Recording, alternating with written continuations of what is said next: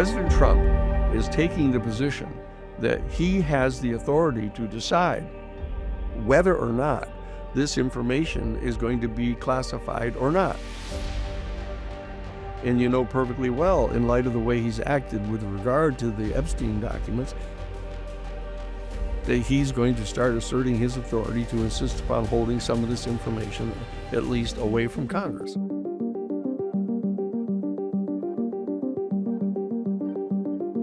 My name is Danny Sheehan. I'm a constitutional litigator who's worked some of the most important cases in modern American history. From Pentagon Papers, the Watergate scandal, to Iran-Contra. My legal career has led me now to this pivotal moment. As our human family confronts the implications of the existence here on our planet of extraterrestrial or extra-dimensional non-human species. I will be your guide as we dive into the profound philosophical, theological, and public policy questions pertaining to the UFO phenomenon, alien life, and the citizen movement for disclosure. This is the Full Disclosure Podcast, coming to you from the New Paradigm Institute on SpectraVision Radio.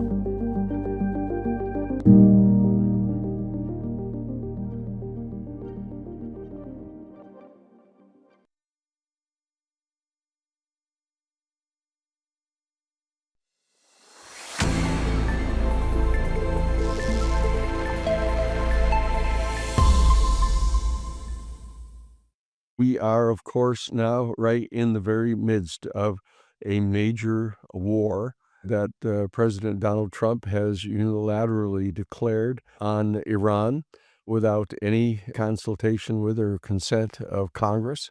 There are major hearings and meetings going on right now as we speak in Washington, D.C., on the part of the Democrats, at least, in the United States Senate and in the House, calling for a War Powers Act resolution on the part of Congress, stopping the president from continuing his massive bombing of Iran, which has generated attacks on the part of Iran on some 8 different Middle Eastern countries now, who are all now starting to return the fire onto Iran.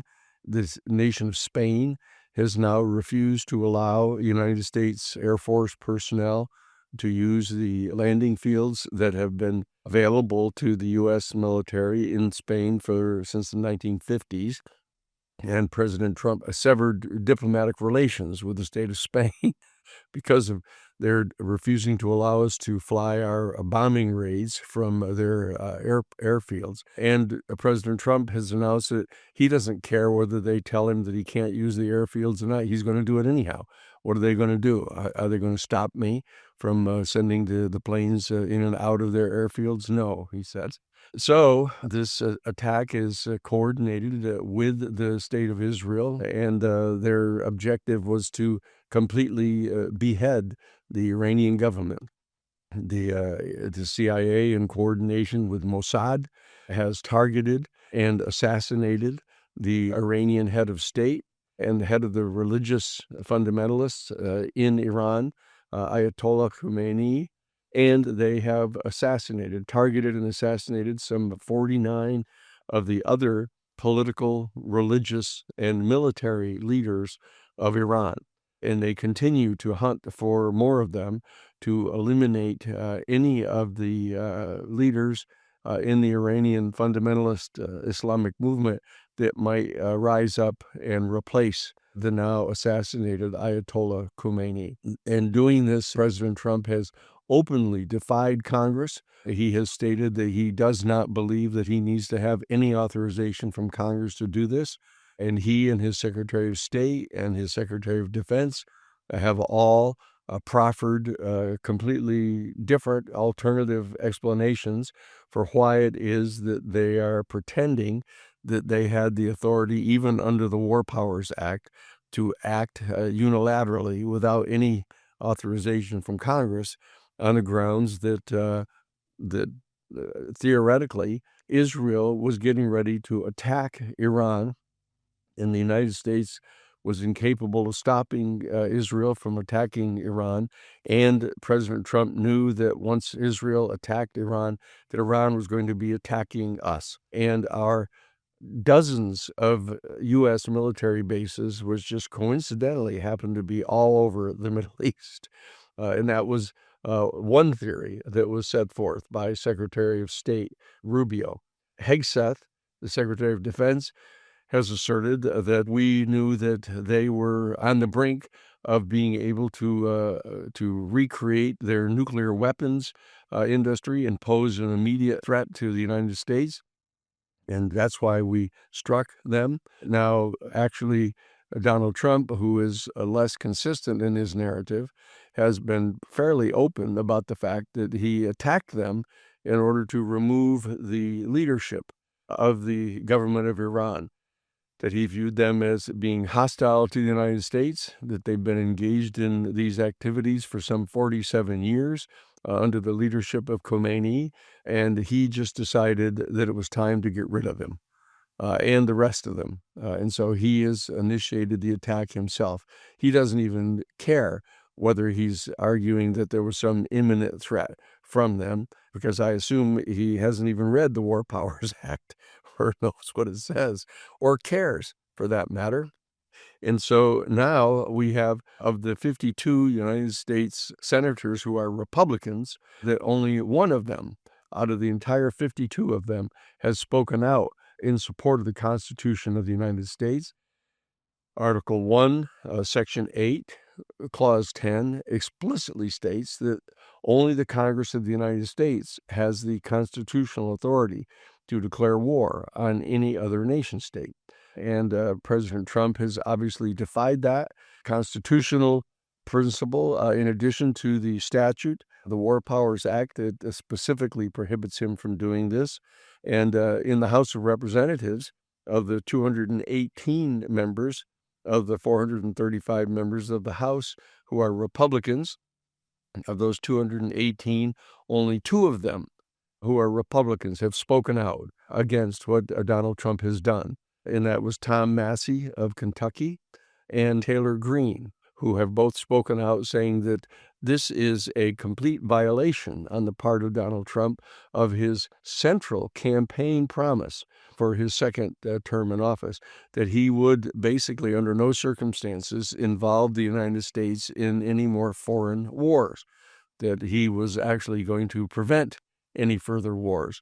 And yet now he has attacked Venezuela, ordering the bombing by our United States military, again with no authorization from Congress, to bomb all of their major anti-aircraft facilities and their radar detection facilities and their air defenses, and kidnapped the head of state of Venezuela and declared that the United States is now, pursuant to the Monroe Doctrine, is going to be asserting direct domination and control over any of the governments in the Western Hemisphere. And he started with Venezuela. And he's now imposed an embargo on the shipments of any oil or any energy sources to the island of Cuba, and is basically in the process of trying to starve them out. And now he's openly declared war on Iran. All of this in defiance of his central campaign promise that he was not going to be engaged in any activities like that. And so even those two Republicans, Tom Massey, well, actually, Marjorie Taylor Greene is taking that line, that he's violated his promise that he's made to the MAGA community, that he would not engage in any foreign wars. And Tom Massey basically complaining about the fact that it violates the Constitution of all things in the world. And those are the only two members of the House that are speaking out. And there's only one United States Senator, Rand Paul from Kentucky, who again is criticizing this for the president's failure to consult with Congress before he went and did this. So this is the situation that is going on in the world. We now have the United States having severed its diplomatic relations with the government of Spain. In the midst of all of this, with regard to the UFO issues, We still are going through this past week the reverberations from President Trump on February 19th, publicly announcing on his Twitter, his Truth Social, that he, in light of all of the intense public interest in the issue of UFOs and the possible existence of an extraterrestrial civilization, he is going to, sometime in the future, give the directive to Hegseth, his Secretary of War, as President Trump likes to refer to him, and the other heads of the pertinent executive branch agencies, instructing them to begin the process of identifying records that are in their files, in their own executive branch, pertaining to UFOs or extraterrestrial intelligence, and begin the process of disclosing these. Now, this, we will recall, was basically the exact same promise that was made by President Trump with regard to the Epstein files during his campaign. In addition to his major premise that he was not going to initiate any type of military actions internationally, and we know that once he got into office, he has not complied with that at all, that he has in fact fought back against every effort to get the public disclosure of the Epstein files. There are still more than 2.5 million files of the Epstein files that he has ordered his Attorney General, Pam Bondi, to not to turn these over to Congress. Congress has gone to the lengths of passing a specific statute demanding that the Justice Department turn over all of these files to Congress in an unredacted format. And they are still refusing to do that per the directions of Trump. It's absolutely clear that the Congress had to go forward and pass a transparency bill, a specific act of Congress demanding that these records all be publicly revealed, at which point the Speaker of the House, Mike Johnson, again, under the directions of President Donald Trump, refused to allow that bill to even be put on the floor for the House to vote on. Congress, including Republicans, all the Democrats, and including an adequate number of Republicans, have signed the discharge petition demanding that the Speaker of the House, Mike Johnson, put the transparency bill on the floor for a vote, and they did, and it passed. And still, the executive branch and the Justice Department is refusing to turn over the information and refusing to even unredact significant portions of the files that are even being shown to the Congress. And there's another 2.5 million of the documents that they aren't even revealing to Congress. So the question that arises now is, to what extent ought we in the disclosure community relating to the UFO phenomenon and the existence of this extraterrestrial civilization, to what degree are we to rely upon this February 19th declaration by Donald Trump that he is going to instruct all of the members of the Defense Department and others to prepare this information for public release? To give you some idea of what the response is inside the executive branch, the Aero office, that used to be headed up by Sean Kirkpatrick, has announced that it, in fact, in light of his statement, the President Trump statement, they're going to begin to review some 2,000 pages of documents that they've been withholding, even though the United States Congress had ordered the Aero office back in December of 2023 to turn over all of this information in October of 2024. We get this response on the part of Aero to the President Trump's announcement on February 19th that, okay, in light of the fact that the president has said he's going to tell us to do this, we are now looking at, that's what they're saying, we are looking at and reviewing some 2,000 pages that we hadn't even reviewed before, which indicates that they were not responding to the command of Congress to do so. And Hegseth says, in light of the president's statement, we've begun working on to begin the process of identifying these documents. So that it's interesting that he's then also said I don't want to overstate how rapidly we're going to be able to do this, but we're digging in and we're going to be doing it. But he pointed out that prior to Trump's statement to him as the Secretary of Defense, this task wasn't an issue that was even on my bingo card.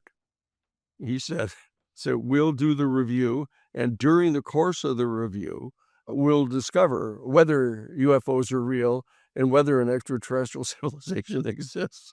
This is the statement of Hegseth, that it wasn't even on his bingo card, after the Congress of the United States has commanded him to turn over all of these documents in 2024. So you get this constant pattern here of the executive branches openly defying the Congress of the United States. Pentagon spokesperson Sean Parnell said, actually interesting, he did an interview with Defense Scoop, and he said the Pentagon is looking forward to beginning work on this in response to the president's direction, which also means that the Pentagon hadn't done anything. They're looking forward in the future to beginning this process now that the president has allegedly told them to do it. So they're looking forward to do it. Okay. And then Arrow has gone ahead again and felt compelled, in light of the statement of President Trump, and obviously in light of the earlier statement on February 14th by former President Barack Obama, in which he stated that aliens are real, that the Arrow office has issued another public statement reiterating his public position that no credible evidence has been uncovered by the Arrow office verifying the existence of any form of extraterrestrial life. And CBS News, their response on February 24th was highlighting the response of experts to the public statement by Donald Trump on February 19th. And they say that they've interviewed experts that in response to the announcement, and while noting the giggle factor, as they referred to it, on the part of those that they consulted, that the statement by the experts is that the release of these files might shed some light to provide additional factual explanations that will explain away these sightings. That's the report of CBS is, oh, great, this order that's been given by President Trump is going to potentially generate more factual information that'll go to the point of denying the reality of UFOs. And in the meantime, the report has come out that since 2003, May of 2003 to June of 2024, there were over 750 new UFO sightings that were officially reported to the United States government. And continuing the account, CBS has quoted Federico Bianco, the former member of the NASA team that has now been formulated and put together to investigate the UFO phenomenon. Federico Bianco has said, as a member of NASA's UAP panel, I have seen nothing, no data, indicating that we have ever observed any phenomenon that would violate the understood laws of physics and require the conclusion that members of any alien society have ever visited us. So these are the statements that are now being quoted by CBS News in response to the announcement on the part of President Trump that he's going to give this directive to the Defense Department and others to start collecting these. And of course, they also found it necessary, CBS News, to cite Neil deGrasse Tyson, who is an abject skeptic on this whole issue, who continues to make his statements that he's confident that as more information is divulged about what the government knows, it will continue to sustain the proposition that no evidence exists, that there exists any of these craft that are defying our understanding of physics or given any indication that there is any extraterrestrial life.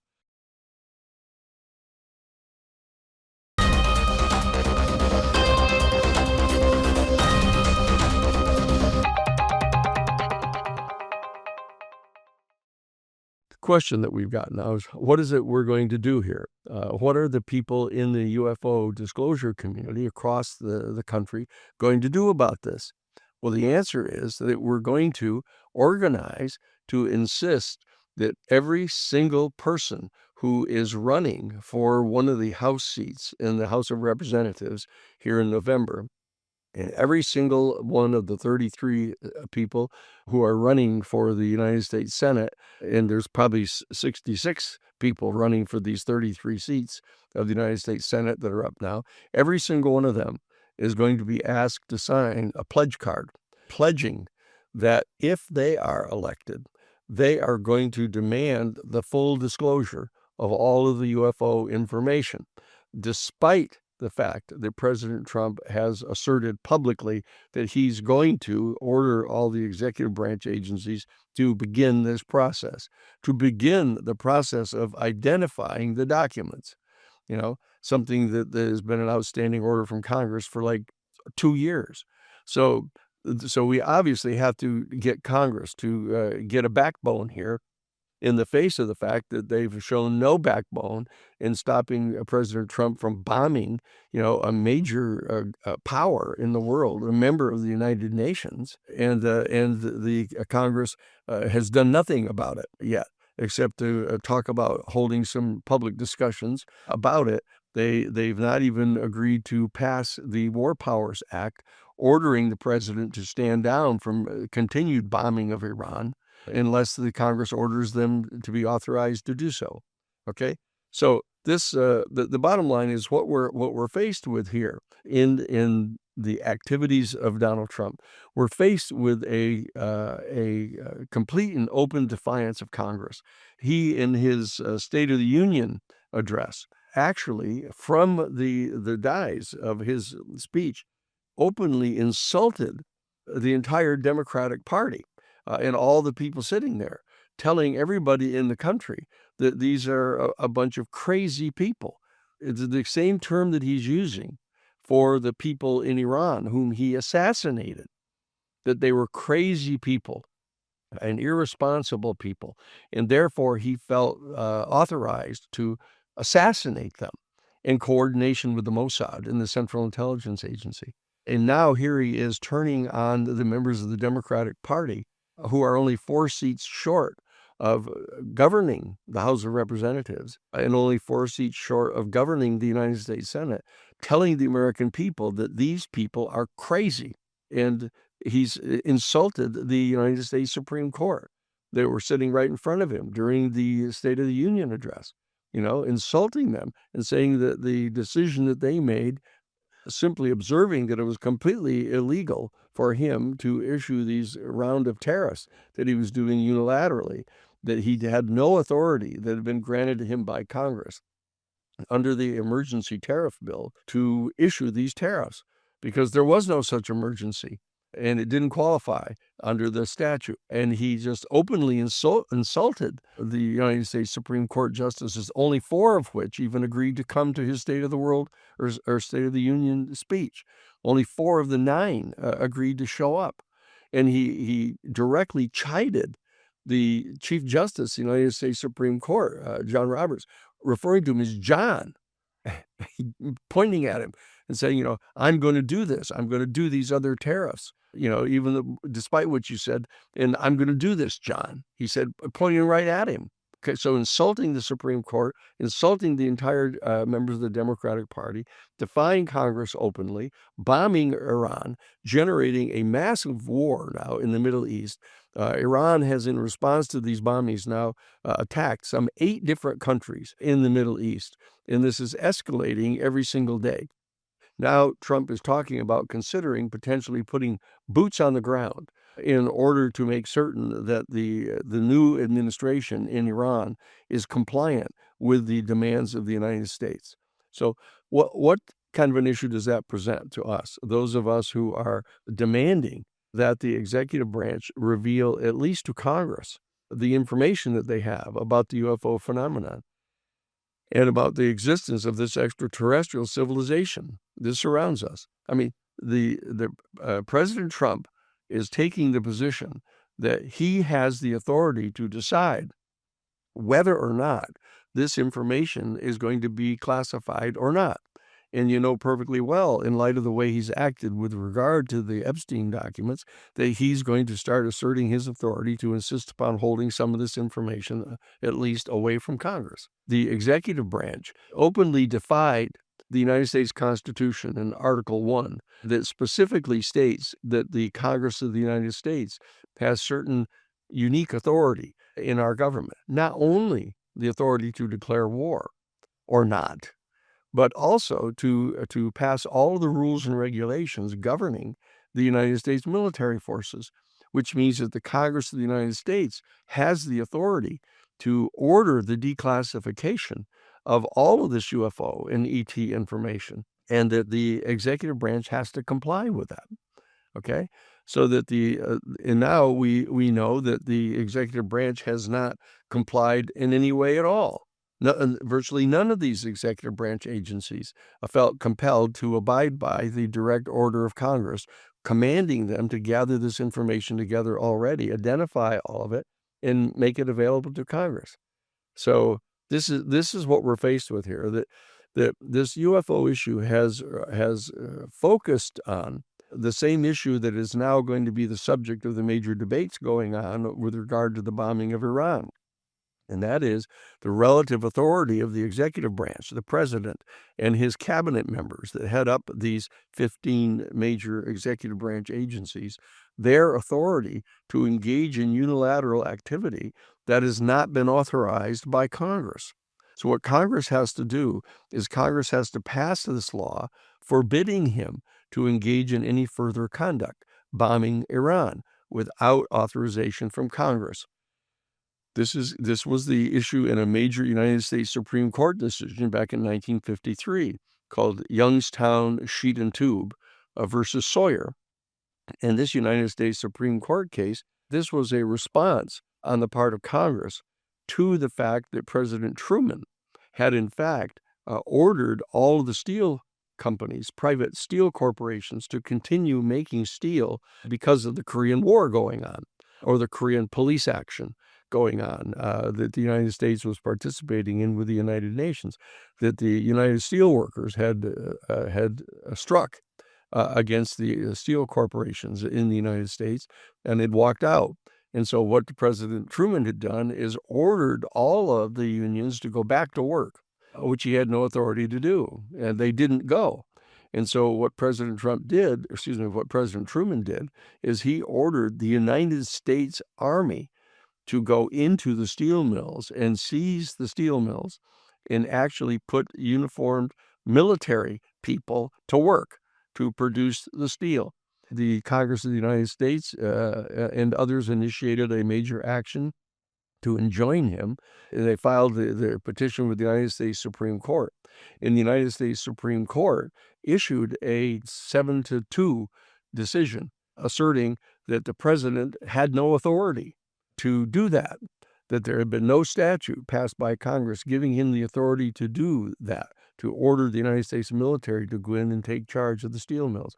And there's a long set of decisions by people like Justice Jackson, Justice Louis Brandeis, Justice Frankfurter, major pillars of justice in the United States, speaking to this particular point. This is now at issue that our New Paradigm Institute has provided a legal memorandum to the House of Representatives, pointing out to them that they have the uncontestable constitutional authority to declassify this information about the UFOs and about the existence of this extraterrestrial intelligence around our solar system. Okay, this is an important reality that we need to understand here among ourselves. Okay, so the bottom line is the time has come for our United States Congress to stand up and defy the President of the United States and to declare to him that he has no further authority to continue attacking heads of state, assassinating entire governmental administrations, that he has no authority to do this. Congress is not giving him any authority to make war on Iran. And the Congress of the United States is the one that can determine how to withdraw any authority that's been granted to the executive branch to classify information relating to the UFO phenomenon and the existence of this extraterrestrial civilization around us. So we're at an extraordinary moment. We get the conjunction of three different major issues that are going on right now as we meet here on February 4th of 2026.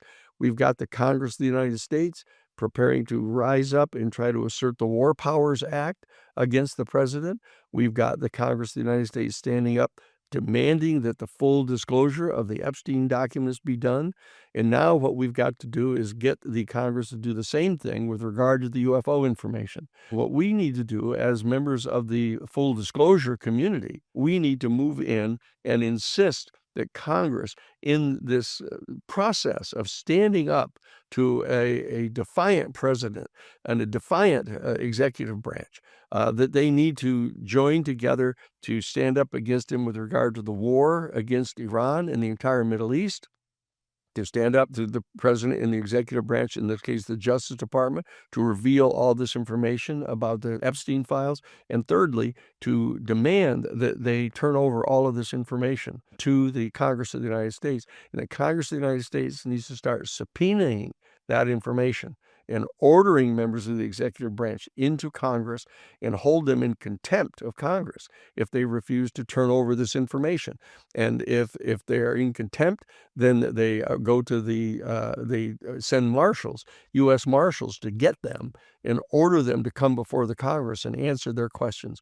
And if they refuse to answer their questions, to hold them in contempt and have them put in prison, in federal prison, until they turn this information over.